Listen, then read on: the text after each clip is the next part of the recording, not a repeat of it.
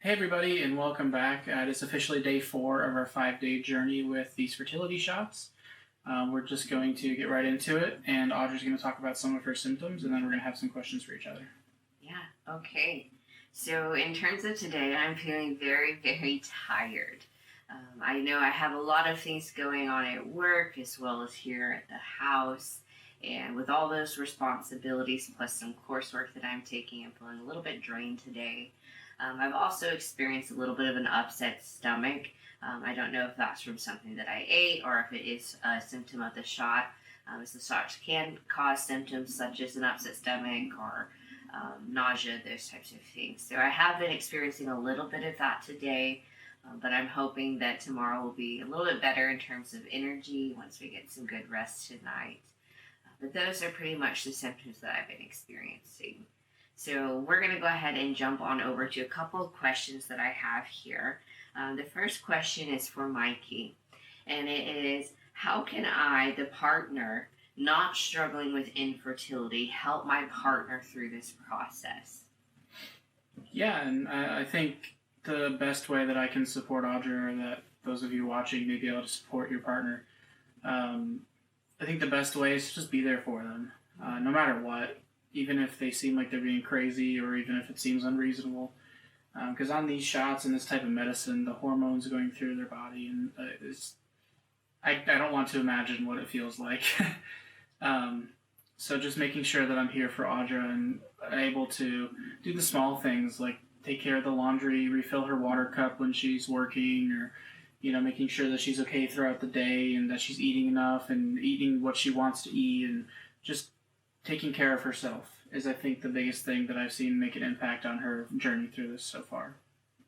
And Mikey's support has been so key to me being successful, because when you're the one who is going through infertility and the infertility is your fault, meaning it's your body that's causing the issues, you start to feel really bad about yourself, and you can create these fake images in your head on, I just don't like myself, or my body just doesn't work, or it's always my fault. And you create these fake scripts. So having a support person there who can just positively pour into you and tell you that you are enough, that you are a child of God, that you are wanted, those types of things are so, so helpful. Great. I'm glad that I can be there for her, because I know there are probably women who are going through stuff like this without a supportive partner or a support system in place. And if you know anybody that's like that, definitely reach out and check on them and make sure you're there for them, because it is so important to for them to know that someone is there for them and that they don't have to do it all by themselves. I think that's a huge aspect of all this. Oh, I so agree. And always ask them if you can help connect them to a counselor. Whether that's a local church counselor or a counseling agency, you want to make sure that they're getting high quality care, because the couples or individuals going through infertility, it is, like I mentioned in our last segment, it is a grieving process. You go through all the stages of grief.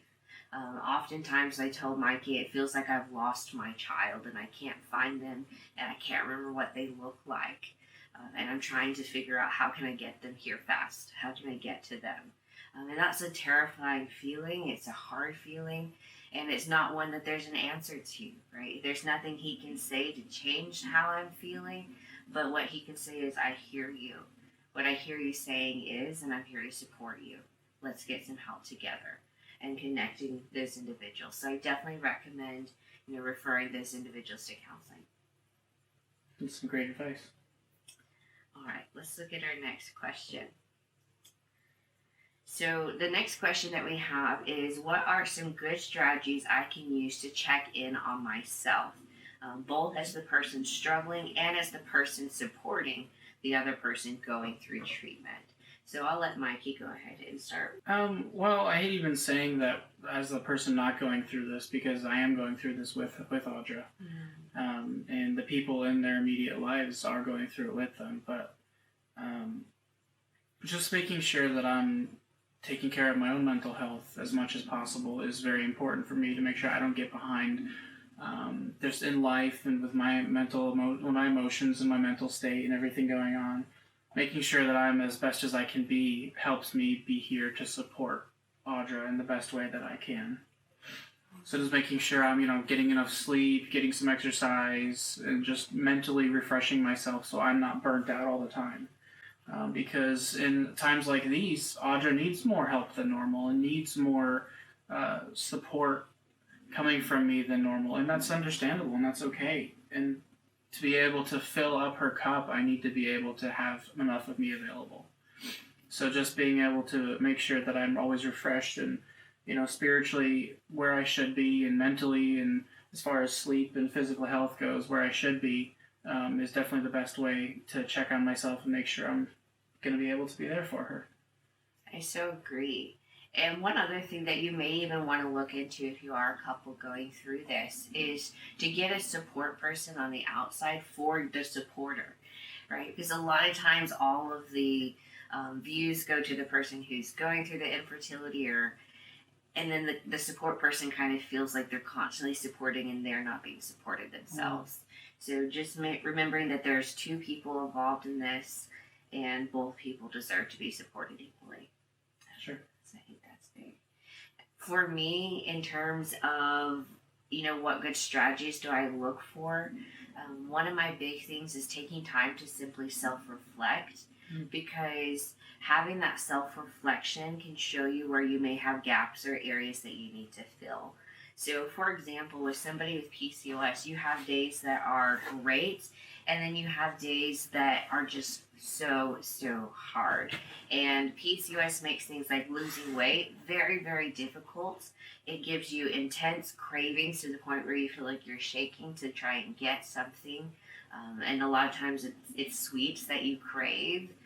And those things can be very difficult when you're trying to lose weight. So it's this big, harsh cycle. But when I'm self-reflecting, I have to remember grace. I have to give myself grace and realize that I may not have, that picture-perfect dream body. My body may not be functioning the way that I want it to, but I have God on my side, and as God is my supporter, if He is for me, then who can be against me? And that's a really big point that I lean on through this journey, is taking that time to self-reflect and feel out where do I need support. So if I'm struggling with exercising, well then maybe my support person come in and we can find something that we both enjoy, like running or jogging or swimming, or dance videos is one that we have really enjoyed as well. So there are other things that you can look at together as a couple to support you in various areas. Maybe it's nutrition. And if you're struggling with nutrition, think about getting somebody who can coach you through that nutrition or train you. Get a personal trainer. Don't be afraid to reach out and ask for help. And I know a lot of times when you're going through this, budgets are tight. And that was my biggest concern, was I can't get counseling because all of our finances need to be going to this fertility treatment. But what I found is that a lot of local churches will come around you. They will support you. A lot of times will even offer free counseling to their members. So don't be afraid to check out some of those free resources that may be available in your local city. All right, so I think it's time to go ahead and jump to the day 4 shot. We hope you enjoyed these questions, and if you guys have questions that you'd like us to answer, feel free to leave this in the chat.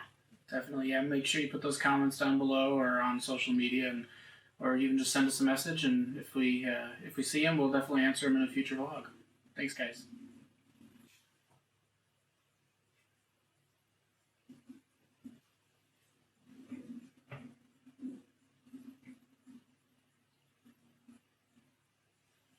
There you go. I felt that one. Yeah, that one wasn't perfect. Hey guys, welcome back to our first week of the GONAL shots. Today is going to be Audra's hopefully last shot, the 5th shot of this 5-day cycle, and tomorrow morning we're going to go over to our doctor again, and they're going to do an ultrasound and do some blood work and just kind of see how the FSH worked in Audra's body. Hopefully it worked well, and there's a follicle or maybe even 2 that grew to the right diameter or whatever they're looking for, and Lord willing, that'll be the case, and we will just get started on the rest of the process. But they're going to again check everything and then update us on what we're going to be doing, and then we're going to make another video and let you guys know what they said, what we found out, and where we're going after that. How are you feeling about tomorrow? So I know for myself, I'm feeling pretty hopeful about tomorrow. I definitely have been feeling a lot more tired, and I would say maybe a little bit more moody as well. Yeah, so a little bit more moody. So I think the medicine is definitely doing something.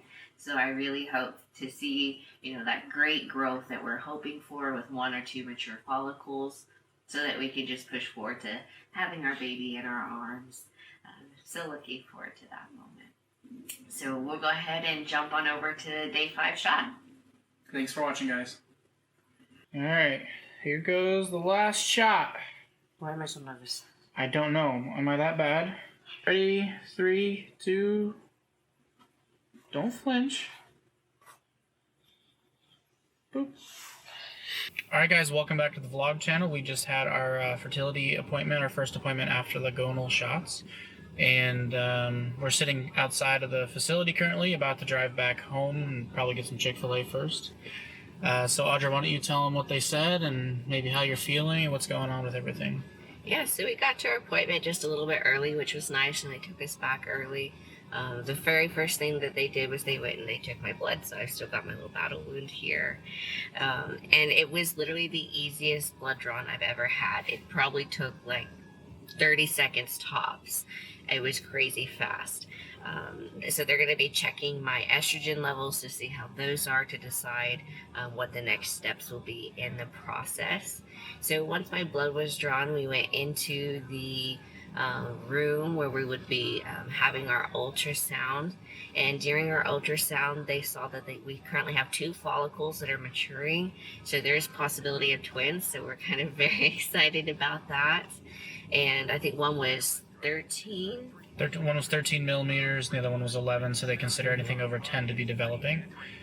So I think we're going to have hopefully only 2 more days of the shots, today, Friday, and tomorrow, Saturday as well. We're going to go back on Sunday, but we're going to be waiting for that estrogen level to come back, for them to tell us how many units of the medicine, if we're going to stay on the 75 or up it or whatever their other plan is. They're just going to wait to confirm those levels and see exactly how her body responded, if it was not enough, if it was too much. But I think the plan is to do 2 more days. We just don't know the dosage just yet. Yeah. And just to catch you up with what would this look like if you were going through it cost-wise, we just had to pay for 3 appointments. So we paid for our last appointment last Saturday, our appointment today, and then our appointment for Sunday. So we prepaid for that one. So altogether for 3 fertility appointments, to have those ultrasounds out of pocket, if you don't have any insurance coverage like we don't. Yeah, I'm pretty sure this is all out of pocket. It was, yeah. It is $585 even. So that is a pretty big price tag for just 3 days worth of appointments. And of course that not more than 30 minutes total for all 3 either. That does not include your shot medication. However, one thing that we always wanted to share with somebody is that God always provides. Amen. We were sitting in our appointment and they told us that we're going to have to do another round of shots. And I think immediately Mikey and I's heart kind of dropped a little bit, because we knew that this was going to be an expensive journey. And we started walking out of the room to leave, and the nurse said, "Go back in the room." So we went right back in the room. We were a little confused. And she said that they had a donor who donated a box of medicine for us. And that is just so amazing. I mean, you can't make this stuff up. God just totally provides. So we just are praising him for his goodness. And hopefully we can share this as a word of encouragement to any of you who are also paying for it out of pocket. Even if you don't have a donor who's donating that medicine, just know that in the end, you may not know exactly how, but God will provide. Definitely. So we're excited to continue this journey, and we will keep you posted on what we're going to be doing next. Yeah, thanks again for watching, guys, and don't forget to like, comment, and subscribe. And we're probably going to upload this video in the next 2 days of shots, and after that it'll probably be a fourth one. So thanks for all the support, guys. We appreciate all the comments and the shares on social media, and it means a lot to us. So thank you so much. And let us know if you have any questions. We'd be happy to answer them. Definitely. Bye. See ya.